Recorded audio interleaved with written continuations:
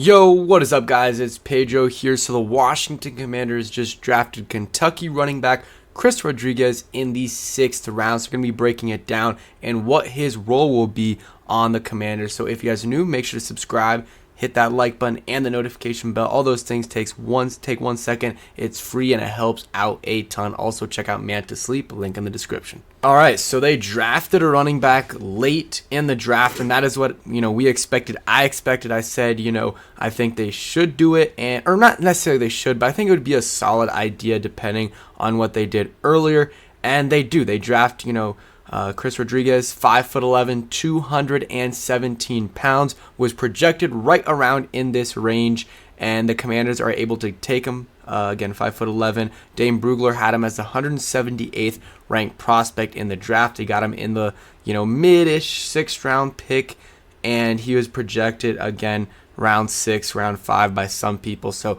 think this is a good player. I don't know about the fit in Washington. I mean, obviously they know about the fit much more than I would, and Eric Bieniemy and them know what they want more than I would. But I was kind of thinking they would get more of a scat back or a quick guy with speed.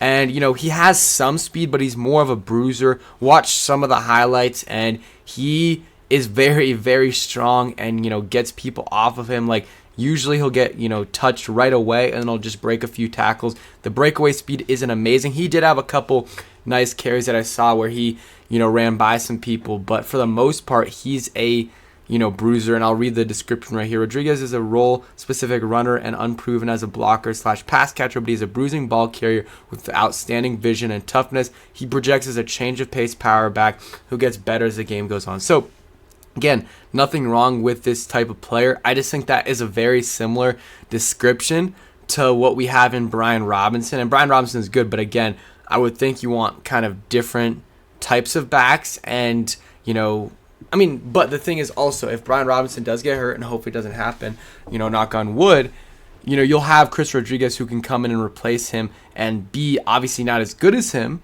who knows, but probably not as good as him, but a little bit of a watered-down version of him. Or you could also, put Antonio Gibson in there as well. Let's look at some of his stats. I guess these are his stats for, they don't even have his college stats up anymore.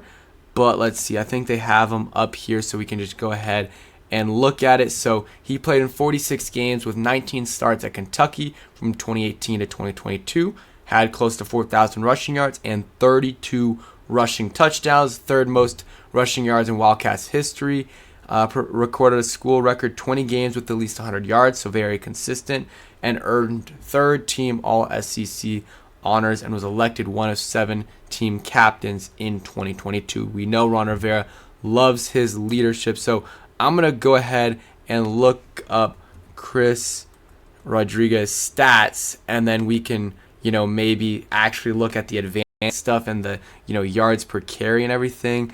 And yeah, we'll go right here. But again, I think this was somewhat of a position of need. You had Jarrett Patterson, who's solid, but I do think you needed another guy there. And again, I would probably want another direction, but you do have a bruiser in here. So he had his best year was 2021, where he played in 13 games, averaged 6 yards a carry, and had close to 1,500 yards and 13 total touchdowns. This past year, played in 8 games. Yards per carry were down and had 900 rushing yards and then 6 touchdowns. So not terrible, but not as good as his other year, the year before. But also, he was hurt, or I guess he missed some games. So that's part of the reason why the production was lower. He's not really a asset in the receiving game. Maybe that'll change in college, or in the pros, but in college it wasn't.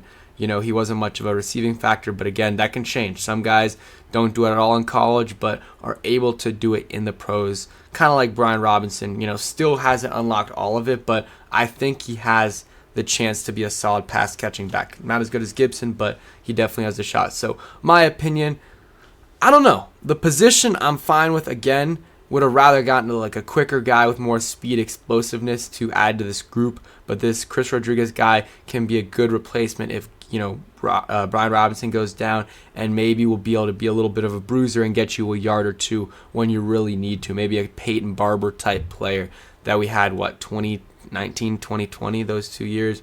Maybe it was just 2020, I think, but still. Yeah, that's it for today, or for this video. Hope you guys did enjoy, and I want to hear what you guys, your thoughts on Chris Rodriguez. He also is from the same hometown.